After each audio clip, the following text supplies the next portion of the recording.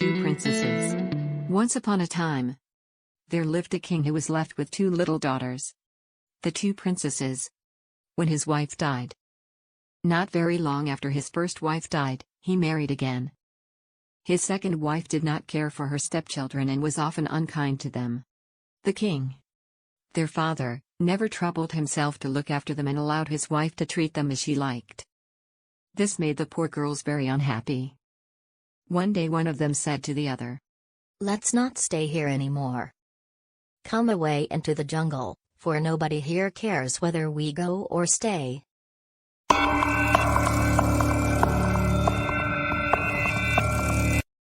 So they both walked off into the jungle and lived for many days on jungle fruits. After they had wandered on for a long while, they came to a fine palace. One of the princesses said to the other, "This fine palace in the middle of the jungle can belong to no one but the horrible ogre that has hurt our people for so long. But no one is at home now. Let's go in and see if we can find anything to eat. I am so tired of jungle fruit." So they went into the ogre's house and found some rice. One princess kept watching out of the window while the other boiled their dinner. They hadn't even finished their meal and put the dishes in the sink when the ogre and his wife returned home. The two princesses were so frightened that they ran up to the top of the house and hid on the flat roof. The one princess could look down onto the inner courtyard of the house and the other could see the open country. But, the rooftop was a favorite spot of the ogre and his wife. Here they would sit on the hot summer evenings or hang their clothes to dry in the open sun. The two princesses had to hide. They found shelter behind some stalks of corn, but that would not hide them for long.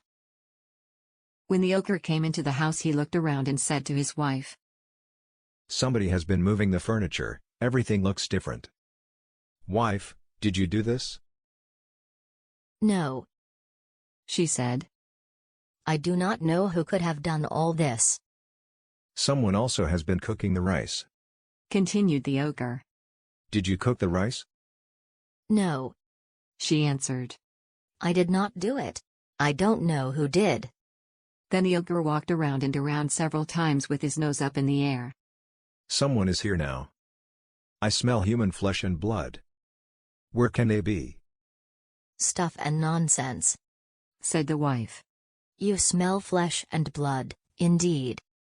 Why, with all the humans you killed only this morning, I should wonder if you didn't still smell flesh and blood." They went on quarreling this way until the ogre said, "Well, never mind. I don't know how it is, but I'm very thirsty. Let's go outside and drink some water." So both the ogre and his wife went to a well close to the house and began letting down jars into it, drawing up the water, and drinking it. The princesses, who were back on the top of the house, saw them. Now the younger of the two princesses was a very clever girl. When she saw the ogre and his wife by the well, she said to her sister, "I will do something now that will be good for us and good for everyone." Running down quickly from the top of the house, she crept close behind the ogre and his wife as they stood on tiptoe over the side of the well. The girl grabbed hold of one of the ogre's heels with one hand and one of his wife's heels with her other hand, gave each a mighty push, and knocked the ogre and his wife down into the well. They both were drowned. The princess then returned to her sister and said, "I took care of the ogres." "How?" cried her sister. "They are drowned in the well," she said. "Won't they come back?" "Never." So the two princesses lived happily in the ogre's house for a long time. In it, they found rich clothes and jewels, gold and silver, which the ogres had stolen from people they had killed. Every morning the youngest princess would tend to the flocks of chickens and herds of cows, taking them off to pasture, while the older one stayed at home, cooked the dinner, and kept the house. The younger princess, who was the wiser one, would often say to her sister in the morning, "Take care that if you see any stranger, be it a man, woman, or child, came by the house, to hide so that nobody knows we live here. If anyone should call out and ask for a drink of water, or even a poor beggar asks for food before you give it to them, be sure you put on ragged clothes and cover your face with charcoal and make yourself as ugly looking as possible. Otherwise, seeing how beautiful you are, they might steal you away and we would never meet again." "Very well," her older sister would answer. "I will do as you say." But a long time passed, and no one ever came by that way.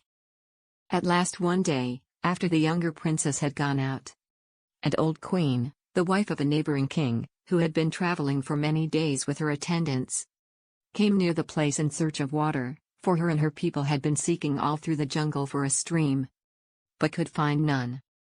When the queen saw the fine palace, standing all by itself in the middle of the jungle, she was very much astonished. She said, "It is a strange thing that anyone should have built such a house as this in the depths of the forest. Let us go in, the owners will doubtless give us a drink of water." "No, no, do not go," cried her attendants. "This is most assuredly the house of an ogre." "I should scarcely think anything very terrible lives here. There is not a sound stirring, nor a living creature to be seen." So she began tapping at the door, which was bolted, and called, "Will whoever owns this house give me and my people some water to drink?"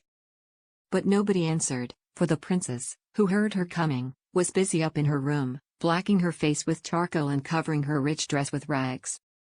The queen got impatient and shook the door, saying angrily, "Let me in, whoever you are.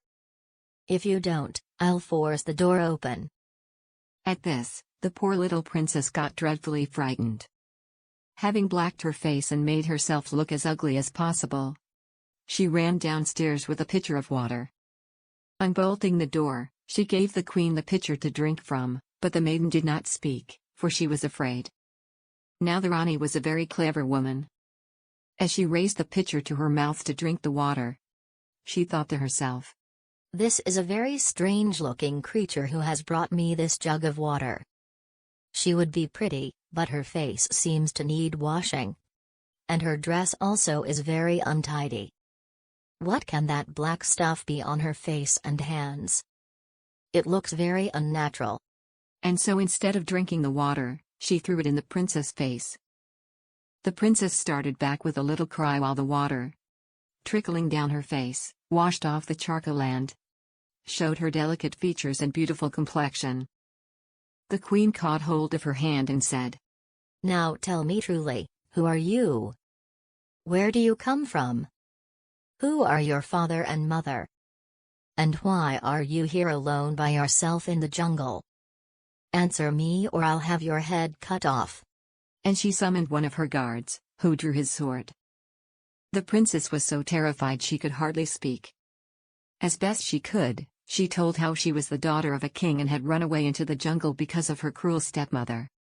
She said nothing of her sister, only that on finding the house she had lived there ever since.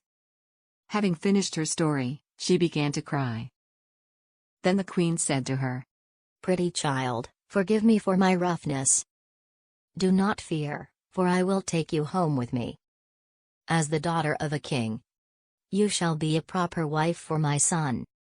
But the more she spoke to the princess, the more frightened the princess became, and could do nothing but cry.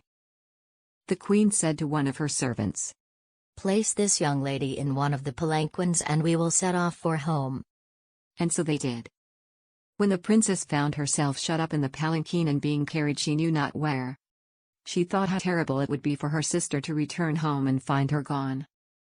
She determined, if possible, to leave some sign to show her which way she had been taken.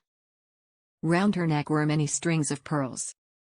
She untied them, and tearing her dress, a robe, into little bits, tied one pearl in each piece of the cloth, so that it might be heavy enough to fall straight to the ground. And so she went on, dropping one pearl and then another and another. All the way she went along until they reached the palace where the queen lived. She threw the last remaining pearl down just as they reached the palace gate. The Rani commanded her son to appear. When he did, she said, "My son, you have tarried long enough in choosing a bride. I told you that if you did not choose one for yourself I would find one for you. And so I have, here she is. and the queen thrust the girl forward. She was still weeping, and the prince could tell that she was hardly a willing bride. When they were alone, he whispered, "Fear not, maiden. I will postpone the wedding for as long as I can. And if the wedding must take place, you will not be forced to say or do anything you do not want to do."